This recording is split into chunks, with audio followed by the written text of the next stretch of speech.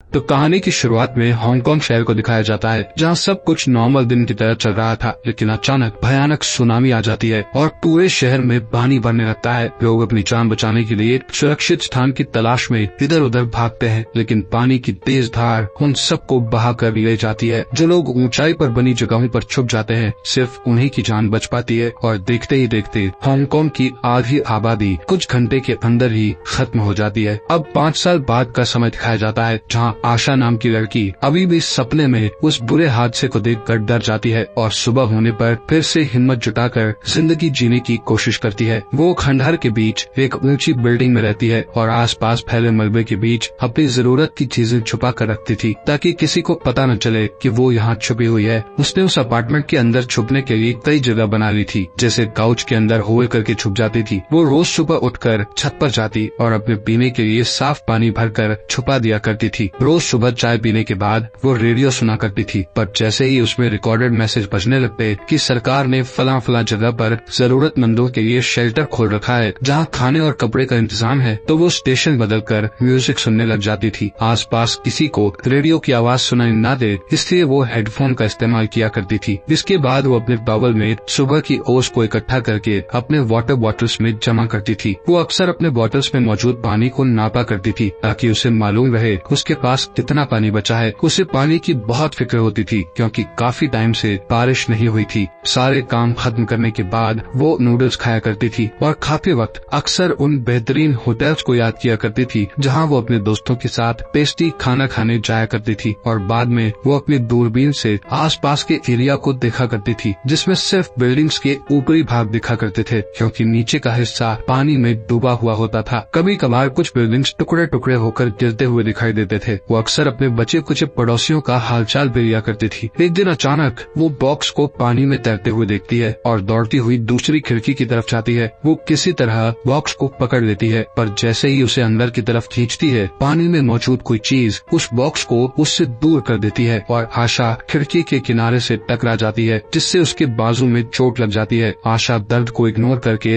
Box को दोबारा खींचने की कोशिश करती है। तब वो क्रीचर बॉक्स को छोड़ देता है, जिससे आशा पानी में गिर जाती है। जाते जाते क्रीचर उस पर पानी की बौछार कर देता है। अब आशा बॉक्स खोलती है तो बॉक्स के अंदर उसे एक अल्कोहल की बोतल दिखाई देती है। आशा उसे लेकर वापस छत की तरफ जाने लगती है। चलते चलते वो अचानक रुककर गलियारे के दूसरे छोर पर बने दरवाजे को घूरते हुए और अपसेट हो जाती है। छत पर पहुंचने के बाद वो अल्कोहल से अपने जख्मों को साफ करके पट्टी बांध देती है। शाम को उसे कुछ आवाज सुनाई देती है और जब वो बाहर देखती है तो उसे 2 बोट दिखाई देती है, जिनमें खतरनाक लुटेरे होते हैं जो उसके पड़ोसियों पर अटैक कर देते हैं। तभी दूसरी छत पर एक आदमी दिखाई देता है, जो दूरबीन से उसी की बिल्डिंग को देख रहा था। ये देखकर आशा कुछ सेकंड के लिए छुप जाती है। जब वो दोबारा देखती है तो उसे लगता है कि शायद बोट्स उसी की बिल्डिंग की तरफ आ रहे थे। वो जल्दी से नीचे जाकर अपनी सारी चीजों को छुपा देती है और जमीन में कुछ धूल बिखेर देती है, जिससे ऐसा लगे कि वहाँ कोई नहीं रहता है। इसके बाद वो एक पुरानी अलमारी में बने नकली दीवार के पीछे छिप जाती है और खामोशी से देखती रहती है। लुटेरे रूम के अंदर घुसकर खाने पीने की चीजें ढूंढते हैं, पर चारों तरफ देखने पर भी उन्हें कुछ नहीं मिलता है। और तभी आशा गोली की आवाज सुनकर चौंक जाती है। ये गोली एक लड़के ने चलाई थी। उन लोगों के जाने के बाद आशा राहत की सांस लेती है और फिर खुशगवार पलों को याद करके अपना मूड ठीक करती है। इस हादसे से पहले आशा अपनी सौतेली बहन के साथ रहा करती थी। दोनों एक साथ रेस्टोरेंट में खाना खाते और खूब मस्ती करते थे। अगले दिन आशा को एक और बॉक्स तैरता हुआ मिलता है, जिसमें दूसरी चीजों के साथ साथ हनी का भी एक जार मौजूद था, जिसे पाकर वो बहुत खुश हो जाती है। लेकिन तभी उसकी नजर पानी में तैरती हुई एक डेड बॉडी पर पड़ती है। थोड़ी देर बाद आशा अपने काम में बिजी हो जाती है और उसका फायदा उठाकर कोई चुपके से उसके रूम में घुस जाता है और उसके सीक्रेट जगह से उसकी चीजें चुराने लगता है। आशा को कुछ आवाजें सुनाई देती है, लेकिन कुछ दिखाई नहीं देता है, इसलिए वो इग्नोर करके सोने की तैयारी करती है। और तभी उसे दोबारा आवाज सुनाई देती है, जिससे सुनकर वो अपना फ्लैश लाइट लेकर चेक करने जाती है, लेकिन इस बार भी उसे कोई नहीं दिखता है। और उसके बाद जानबूझकर साबुन वही छोड़ देती है ताकि चोर को पकड़ सके। और तभी उसे वो लड़की दिख जाती है जो उसका सामान चुरा रही थी। आशा उसका कंधा पकड़ लेती है, पर तभी वो बच्ची उसे किक मारकर वहाँ से भाग जाती है। वो अपने साथ आशा की कुछ और चीजें भी ले जाती है, जिनमें जुगाड़ से बनाया हुआ लैंप भी था। जैसे ही वो नीचे के गलियारे में पहुंचकर डोर खोलने जाती है, उसे आशा के आने की आवाज सुनाई देती है और वो जल्दी से दरवाजा खोलकर भाग भाग जाती है। उस रात आशा सपने में देखती है कि वो अपनी बहन को उसके बर्थडे पर देने के लिए कपड़े खरीद रही है और उसकी बहन खुश होकर उसे अपना बेस्ट फ्रेंड कह रही है और उसके साथ रहने के लिए अपने पेरेंट्स का घर छोड़कर उसके पास आ गई है। तभी उसकी नींद खुल जाती है और वो देखती है कि उसके खाने का डब्बा गायब है। तब वो जमीन पर पड़े हुए खाली रैपर्स को फॉलो करती हुई उस जगह पर पहुंच जाती है जहां वो लड़की लैंप के पास सोई हुई थी। उसे बच्ची को नींद से जगाना सही नहीं लगता है, इसलिए वो अपने लिए खाना बनाने चली जाती है। जब लड़की की नींद खुलती है तो वो छुपे हुए कंपार्टमेंट्स ढूंढने लगती है जहाँ एक लिफाफे में उसे आशा और उसकी बहन की तस्वीर मिलती है और तभी आशा वहाँ पहुँच जाती है। उसे देखकर लड़की वहाँ से भाग जाती है और आशा जल्दी से सारे फोटोज वापस अपनी जगह पर रख देती है। जल्दबाजी में उसे पता ही नहीं चलता कि एक फोटो गलती से जमीन पर गिर गया था। इसके बाद वो दोबारा से नूडल्स बनाती है और उस बच्ची के पास लेकर आती है। ऐसा करते वक्त उसे अपनी बहन की बर्थडे वाली रात याद आती है जब उसके पेरेंट्स ने अपना खानदानी नेकलेस उसकी बहन को गिफ्ट किया था। इस बात से आशा बहुत नाराज हो गई थी क्योंकि पहली बेटी होने के नाते वो हार आशा को मिलना चाहिए था। इस बात पर उन सब में बहस होने लगती थी और आशा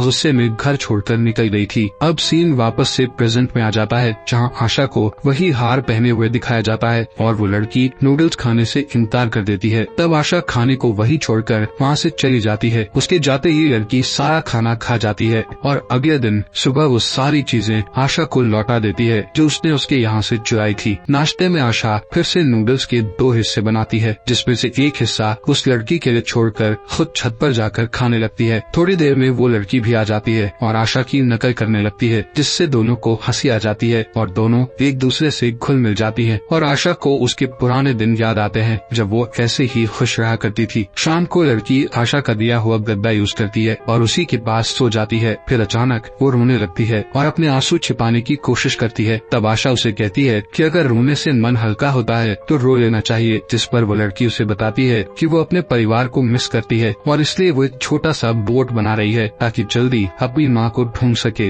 इसके बाद वो आशा को बताती है कि उसका नाम हेई हेई है। रात में आशा को फिर से डरावने सपने आते हैं और सुबह होने पर वो हेई हेई को मुंह हाथ धोने के लिए छत पर ले जाती है। हेई हेई बाथरूम के दरवाजे से खेलने लगती है जिससे कुंडी में लगा हुआ टेप निकल जाता है। तब आशा डोर बंद कर देती है पर गलती से डोर लॉक हो जाता है और वो लोग उसे बाहर से नहीं खोल पाते हैं। ये देखकर आशा अपसेट हो जाती है पर तभी हेई हेई उसे लॉक खोलकर दिखाती है। थोड़ी देर बाद जब आशा नाश्ता बनाने लगती है तो उसे रियलाइज होता है कि उसका नेकलेस गायब है। तभी उसे कुछ आवाज सुनाई देती है और जब वो झांक कर देखती है तो उसे पता चलता है कि लुटेरे फिर से आ गए थे। वो हेई हेई से तब तक चुप रहने को कहती है जब तक लुटेरे चले न जाएं। उनके जाने के बाद आशा हेई हेई के बाल संभालने लगती है और तब हेई हेई उसे भी अपने साथ चलने को कहती है, जिस पर आशा कहती है कि ये मेरा घर है, मैं इसे छोड़कर कहीं नहीं जा सकती और वैसे भी बाहर जाने लायक कुछ नहीं है। इसके बाद आशा उससे पूछती है कि क्या तुमने मेरा नेकलेस लिया है, जिसके जवाब में हेई हेई ना कहती है और चोरी का इल्जाम लगाने से नाराज होकर भागती हुई दूसरे अपार्टमेंट में चली जाती है। शाम को आशा अकेले ही डिनर करती है और तभी उसे पानी की कमी महसूस होती है और जब वो ढूंढने जाती है तो देखती है कि हेई हेई उस पानी को सफाई के काम में ले रही थी। ये देखकर वो फिर से फ्लैशबैक पे चली जाती है जहाँ वो एक पड़ोसी देश में तूफान के आने की खबर सुनती है और तभी उसकी माँ उससे शादी करके घर बसाने को कहती है, जिस पर उसका अपनी माँ के साथ झगड़ा हो जाता है। उस रात आशा को सबसे ज्यादा बुरे सपने आते हैं और सुबह जब वो उठती है तो उसे पानी में ढेर सारी लाशें तैरती हुई दिखाई देती है। एक पल के लिए आशा ही को अपनी बहन समझ लेती है और उसे बिल्डिंग में इलेक्ट्रिसिटी का सही इस्तेमाल करना सिखाती है, पर हे को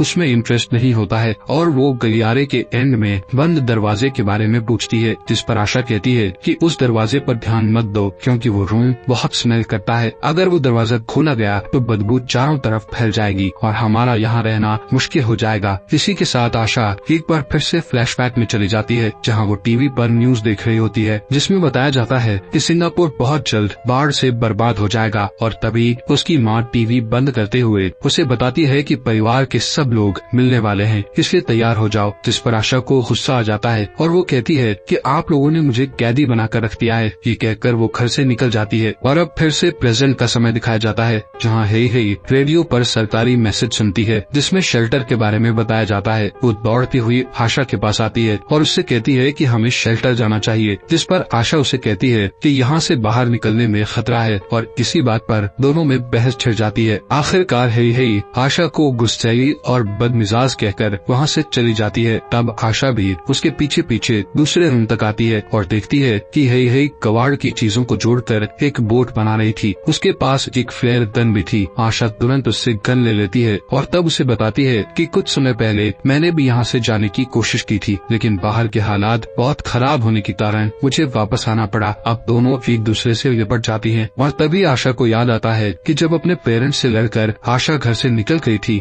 तब उसकी बहन उसे मनाने के लिए आई थी, लेकिन आशा वापस जाने से इनकार कर देती है और कहती है कि वो उससे मिलती रहेगी। इधर प्रेजेंट में सुबह सुबह बारिश होने लगती है, जिसे देखकर आशा और हेई ढेर सारा पानी जमा करने लगते हैं। काम करते हुए हेई नोटिस करती है कि आशा का नेकलेस जमीन पर गिरा हुआ था और तभी आशा को भी खोई हुई तस्वीर मिल जाती है, जिसे देखकर वो पुरानी यादों में खो जाती है। तब हेई उसे तसल्ली देती है कि एटलीस्ट हम दोनों एक दूसरे के साथ हैं। उस रात आशा जब सोने जाती है तो अपने तकिए के नीचे अपना नेकलेस देखकर हैरान हो जाती है। तब उसे पता चलता है कि हुक टूट जाने के कारण नेकलेस गिर गया था। अब उसे हेई पर शक करने की वजह से बुरा लग रहा था, इसलिए अगली सुबह जागने के बाद वो सारा दिन बोट बनाने में लग जाती है और ये देखकर हेई बहुत खुश होती है। और तभी आशा को फिर से पुरानी यादें घेरने लगती है, जहाँ उसकी बहन उससे कहती है कि मैंने नेकलेस तुम्हारे जैकेट में रख दिया है। और तभी एक जबरदस्त सुनामी आ जाती है, जिससे सड़कों पर चलने वाले लोग डर कर इधर उधर भागने लगते हैं। अब प्रेजेंट में आशा अपना नेकलेस हेई को गिफ्ट करती है। इसके बाद दोनों वहाँ से निकलने के लिए अपना सामान बोट में रखने लगती हैं। हेई रेडियो सुनती है और गलती से हेडफोन डिस्कनेक्ट हो जाता है, जिससे म्यूजिक की आवाज चारों तरफ गूंजने लगती है। आशा तुरंत रेडियो बंद कर देती है और तभी उसे फिर से लुटेरों के आने की आहट सुनाई देती है और जल्दी जल्दी दोनों अपनी चीजें छुपाने लगती हैं। इसके बाद आशा हेई को छुपाने के लिए कबर्ड के पीछे वाली नकली दीवार की तरफ भेज देती है और खुद बदबूदार कमरे में छिप जाती है, जहाँ उसे अपना पुराना फैमिली एल्बम मिलता है, क्योंकि ये उसी का अपार्टमेंट था। इधर लुटेरे खिड़की से अंदर घुसते हैं। इस बार वो लोग और खतरनाक तरीके से छानबीन करते हैं और जो भी चीज उनके सामने आती है उसे बर्बाद कर देते हैं, जिसमें बोट भी शामिल थी। उनमें से एक लड़का बदबूदार कमरे में घुसता है और उस गंदी स्मेल से बचने के लिए अपने मुंह पर कपड़ा बांध देता है। जैसे ही वो कुछ पुरानी बेडशीट्स को उठाकर देखता है तो उसके नीचे उसे आशा के पेरेंट्स की बॉडी मिलती है, जिसे देखकर वो उल्टी कर देता है। उसी वक्त आशा को फिर से वही सीन याद आता है जब सुनामी की लहरें रास्ते में आने वाली हर चीज को निगलती जा रही थी, जिसमें कुछ ही सेकंड्स के अंदर सैकड़ों लोग मारे गए थे। हर कोई अपनी जान बचाने के लिए एक दूसरे को धक्का दे रहा था। आशा भी अपनी बहन को साथ लेकर एक बिल्डिंग की सीढ़ियों पर चढ़ने लगती है, पर जल्दी ही बाकी लोग भी वहाँ आ जाते हैं। अब प्रेजेंट में लुटेरे खाने पीने की सारी चीजें ले लेते हैं और आशा की तस्वीर को घूरने लगते हैं। अचानक एक लड़की की नजर अलमारी पर पड़ती है और उसे कुछ शक होता है, जिसे देखकर बाकी लुटेरे अलमारी खिसकाने में उसकी हेल्प करते हैं और इस तरह हेई उनके हाथ लग जाती है। उधर बदबूदार रूम में छुपी आशा इन आवाजों को सुनकर एक बार फिर से फ्लैशबैक में चली जाती है, जहाँ सीढ़ियाँ चलते वक्त उसकी बहन लड़खड़ा कर गिर जाती है और भीड़ में कुचल जाती है। आशा इतनी डरी हुई थी कि भागते हुए वो नोटिस नहीं कर पाती है कि उसकी बहन वहाँ से गायब थी। इस प्रेजेंट में डरी हुई हेई लुटेरों को बता देती है कि आशा कहाँ छुपी हुई है और लुटेरे उसे ढूंढ कर बेहोश कर देते हैं। जब आशा को होश आता है तो वो रस्सियों से बंधी हुई होती है और एक लुटेरा उसका फायदा उठाने की कोशिश करता है और तभी उसका बॉस उसे बुला लेता है। थोड़ी देर बाद लुटेरे सारी चीजों के साथ हेई को भी बोट पर चढ़ा लेते हैं। इसके बाद वो लोग आशा को भी घसीट कर बाहर लाते हैं, जहाँ हेई को देखते ही आशा को अपनी बहन की याद आती है और वो फैसला करती है कि वो पिछली बार की तरह दोबारा ऐसी गलती नहीं करेगी। इस ख्याल के आते ही वो एक झटके से रस्सी को खींचती है, जिसके जवाब में लुटेरे भी रस्सी को जोर का झटका देते हैं, जिससे आशा पानी में गिर जाती है, जहाँ उसे एक टूटा हुआ सीढ़ी मिल जाता है, जिसे उठाकर वो लुटेरे पर अटैक कर देती है। इस पर लुटेरे को गुस्सा आ जाता है और वो उसे पानी में डुबोने की कोशिश करता है और थोड़ी स्ट्रगल के बाद आशा अपने पॉकेट से फ्लेयर गन निकालकर उसे शूट कर देती है। गोली की आवाज सुनकर सारे लुटेरे वापस बिल्डिंग के अंदर आ जाते हैं, लेकिन उन्हें आशा कहीं दिखाई नहीं देती। तब वो लोग उसे अलग अलग ढूंढने लगते हैं। इतने में एक बड़े लड़के को आशा के रोने की आवाज सुनाई देती है और वो उस तरफ देखने जाता है, लेकिन ये आशा की चाल थी जो उसे रस्सी से फंसा कर गिरा देती है। उसके बाद एक गिटार से मार मार कर उसकी जान ले लेती है। इसके बाद वह चाकू उठाती है और दूसरे रूम में जाकर रेडियो ऑन कर देती है। रेडियो की आवाज सुनकर एक और लुटेरा वहाँ पहुँच जाता है, जिसे देखते ही आशा पीछे से जंप मारकर उसकी पीठ में चाकू घोंप देती है, लेकिन तभी वो बंदा पलट कर फाइट करने लगता है और आशा को गद्दे पर गिराकर उसका गला घोंटने की कोशिश करता लगता है, पर आशा किसी तरह उसकी पीठ से चाकू निकाल लेती है और उसे तब तक घूंटती रहती है जब तक वो मर नहीं जाता। इस बीच एक फीमेल लुटेरी शोर सुनकर वहाँ आ जाती है और एक कैन में आग जलते देखती है। आशा अचानक उसके ऊपर तेल छिड़क कर उसे एक कमरे में धकेल देती है। इसके बाद उसे आग लगाकर रूम का डोर लॉक कर देती है ताकि वो उसके अंदर जलती रहे। उसके चीखने की आवाज लीडर के कानों में पड़ती है और वो उसी डायरेक्शन में जाता है, लेकिन जैसे ही वो सीढ़ियाँ चढ़ने लगता है तभी आशा चाकू घोंपने के लिए उस पर जंप कर देती है और दोनों के बीच तगड़ी फाइट होने लगती है, जिसमें लीडर कई बार आशा को हिट करता है और उसका गला दबाने की कोशिश करता है। आशा भी खुद को छुड़ाने के लिए भरपूर कोशिश करती है और किसी तरह हाथ बढ़ाकर ट्यूबलाइट उठा लेती है, जिससे पूरे कमरे में अंधेरा हो जाता है और वो अंधेरे में ही लीडर को ट्यूबलाइट से हिट करके मार डालती है। इसके बाद जैसे ही वो अपना फ्लैश लाइट जलाती है उसके सामने एक और लड़का खड़ा दिखाई देता है जो गोलियां चलाने लगता है। ये देखकर आशा तुरंत छत की तरफ भागती है। लड़का भी उसके पीछे जाता है और जैसे ही वो अंदर घुसता है आशा जल्दी से बाहर निकलकर दरवाजा लॉक कर देती है, जिससे वो छत में फंस जाता है। तब वो लड़का मासूम सी आवाज बनाकर उससे डोर खोलने की रिक्वेस्ट करता है। आशा को उस पर दया आ जाती है और वो डोर खोलने ही वाली होती है कि तभी लड़का गोली चलाने लगता है। तब आशा उसे उसके हाल पर छोड़कर वहाँ से चली जाती है। अब सिर्फ एक ही लुटेरा बचा था जो इस वक्त बोट में यही पर नजर रखे हुए था। अब आशा खिड़की पर जाती है और अब उस पर अटैक करने की कोशिश करती है, लेकिन उसका निशाना चूक जाता है और पानी में हलचल सुनकर लुटेरा चेक करने लगता है, जिससे मौका पाकर हे उसे धक्का देकर पानी में गिरा देती है। इस पर वो भी उसे खींचकर पानी में गिरा देता है। ये देखकर आशा हे को बचाने के लिए पानी में कूद जाती है। इस बीच वो बंदा पानी के ऊपर आ जाता है, लेकिन तभी एक समुद्री जानवर उसे खा जाता है। कुछ देर बाद वो दोनों भी पानी में दिखाई देती है और तैरते हुए सही सलामत बोट में चढ़ जाती हैं और शेल्टर की तरफ चलने लगती हैं। अब उन्हें इस बात की खुशी थी कि लुटेरों ने जो भी कुछ खाने पीने की चीजें बोट में रखी थी वो उन्हें उनकी मंजिल तक पहुंचने के लिए काफी थी। उस रात आशा पहली बार चैन की नींद सोती है और इसी के साथ ये अमेजिंग मूवी यहीं पर खत्म हो जाती है।